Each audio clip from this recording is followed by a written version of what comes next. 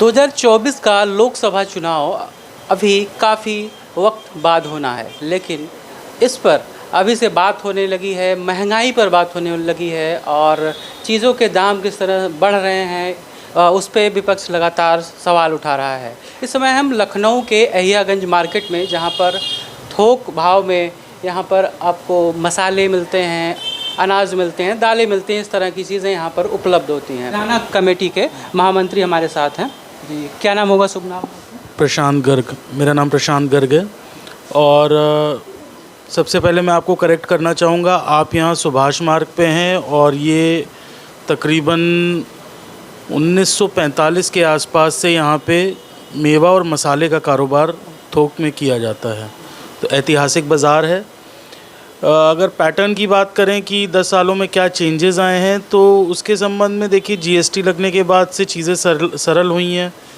Official work में काफ़ी easiness हुई है, लेकिन उसका एक ड्रॉबैक भी हुआ है कि चूँकि लखनऊ एक कंजम्पशन सिटी है, लखनऊ में कमोबेश किसी भी मसाले या मेवा का प्रोडक्शन नहीं होता है। तो जीएसटी लगने के बाद से छोटे छोटे कस्बों में, ज़िलों में जहाँ लखनऊ से आपूर्ति की जाती थी, वहाँ सीधे प्रोडक्शन सेंटर से माल आने लग गया है। तो थोड़ा सा सेल का इम्पैक्ट है इसका बाज़ार में। ओवरऑल अगर रेट की बात करें तो चूँकि ज़्यादातर मसाले और मेवा जो हैं वो कृषि उत्पाद हैं या इंपोर्ट करके विदेशों से मंगाए जाते हैं, तो उनका जो भी रेट का फ्लक्चुएशन होता है वो उसकी सालाना फसल के ऊपर निर्धारित करता है। इस साल जैसे जीरे में फसल कम थी, जीरे का रिकॉर्ड रेट रहा, अभी तक का ऐतिहासिक रेट जीरे का रहा है। इसी प्रकार अन्य जिनसे हैं, जैसे लाल मिर्च है, लाल मिर्च हमारे देश में पैदा होती है लेकिन इस एक्सपोर्ट में जाती है यहाँ से। छोटी इलायची है, हमारे देश में पैदा होती है, इसका भी एक्सपोर्ट किया जाता है। तो कमोवेश मसालों के रेट्स में रेट्स का जो भी निर्धारण होता है, इसमें होर्डिंग तो हो नहीं सकती चूँकि इसकी एक शेल्फ़ लाइफ है। लेकिन चूँकि ये साल में एक बार का प्रोडक्शन है, कोल्ड स्टोरेज में मालों को रखा जाता है और इसकी उपलब्धता के अनुसार इसके रेट्स निर्धारित रहते हैं। बात सबसे ज़्यादा जो आम आदमी की ज़रूरत है, दाल में काफ़ी मात्रा में इजाफा हुआ है रेट में, खासकर अरहर की दाल, जो तूर की दाल है, इस पर क्या कहना चाहेंगे? देखिए, दालों में भी आप ये मान के चलिए कि चूँकि दाल भी एक एग्रीकल्चरल प्रोडक्ट है, तो कमोबेश फसलों पर इस साल मौसम का प्रभाव काफ़ी रहा है। मसालों में भी रहा है, दालों में भी रहा है। तो दालों की भी फसलें कम हैं। थोड़ा बहुत हो सकता है मार्केट में या व्यापारियों में या प्रोडक्शन सेंटर पे होर्डिंग भी हो रही हो, इस कारण से भी हो सकता है बाज़ार कुछ बढ़ता हो, लेकिन मुख्य रूप से इसका कारण फसल की कम उपलब्धता ही है। तेलों को क्या मानते हैं कि तेलों का जो रेट है कभी इतना हाई हो जाता है, कभी कम ही रहता है? देखिए, मार्केट में बहुत ज़्यादा डिमांड रेट्स में जब फ्लक्चुएशन होता है तो उसका मेन कारण डिमांड और सप्लाई है। अगर डिमांड एकदम से बढ़ती है तो रेटों में इजाफा होता है, प्रोडक्शन उतनी फास्ट नहीं बढ़ पाता है, व्यापारी रेट बढ़ाते हैं, फैक्ट्रियां रेट बढ़ाती हैं। और जब डिमांड स्लो होती है, जिस समय कम डिमांड आती है, मार्केट में कम ग्राहकी होती है, सहालक डाउन हो जाती है, तो उस समय फिर रेट्स डाउन हो जाते हैं। कम डिमांड के अनुरूप प्रोडक्शन बना हुआ है और जैसे जैसे उसकी डिमांड आती है तो उसको व्यापारी को, फैक्ट्री ओनर को घटा के बेचना पड़ता है। एक ये भी वजह कही जाती है कि पाम ऑयल जब से इंपोर्ट करना रोक दिया है सरकार ने, बैन कर दिया है सिंगापुर से, तब से जो है तेल के रेट जो है बढ़ने लगे हैं। देखिए, विशेषता तेल के बारे में मैं टिप्पणी नहीं करूंगा, लेकिन उत्तर प्रदेश की एक बहुत बड़ी ज्वलंत समस्या है अडल्ट्रेशन इन फूड। चाहे मसाले हों, सस्ते मसाले बनाने के लिए उसमें अडल्ट्रेशन किया जाता है, सस्ता तेल बनाने के लिए उसमें अडल्ट्रेशन किया जाता है।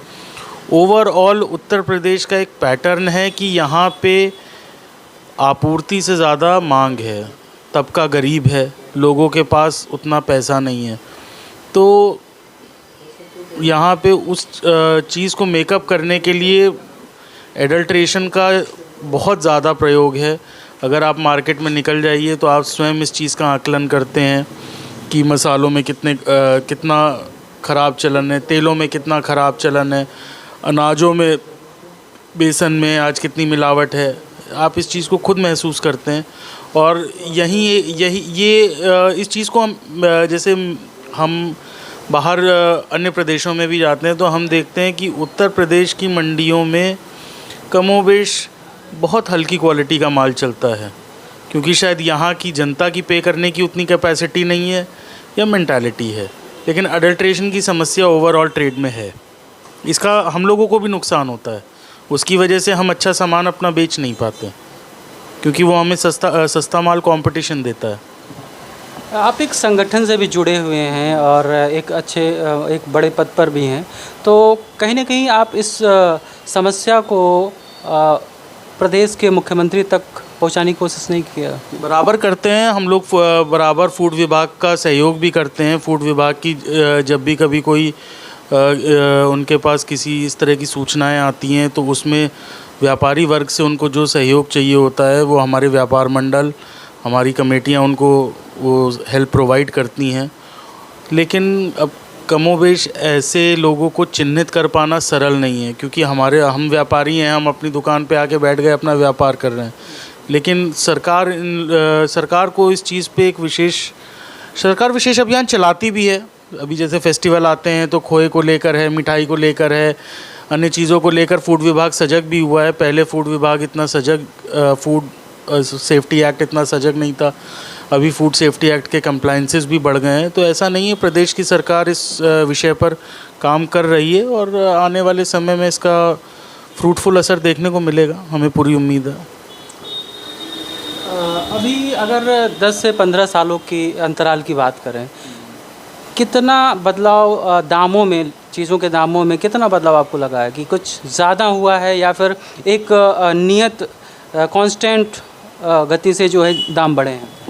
देखिए, एक पैटर्न है। कभी भी किसी भी चीज़ में अगर किसी साल फसल कम होती है तो रेट बढ़ते हैं, लेकिन रेट बढ़ने के बाद जब अगले साल फसल होती है तो बाज़ार नीचे आते हैं, रेट कम होते हैं। लेकिन कमोवेश देखिए पिछले कई सालों से खर्चों में बढ़ोतरी हुई है, डीज़ल के रेट बढ़े हैं, लेबर के रेट बढ़े हैं, तो खेती करने की कॉस्टिंग भी बढ़ी है। तो उस कॉस्टिंग का प्रभाव तो कहीं ना कहीं जिंसों के रेट्स पे दिखता ही है। जो कंसिस्टेंट रेट्स की बढ़ोतरी है वो तो होती ही होती है, क्योंकि माल से संबंधित, माल को पैदा करने से संबंधित खर्चे भी बढ़ रहे हैं। लेकिन जो मेजर अगर चेंजेस आते हैं तो वो केवल फसल के प्रभाव पे आते हैं।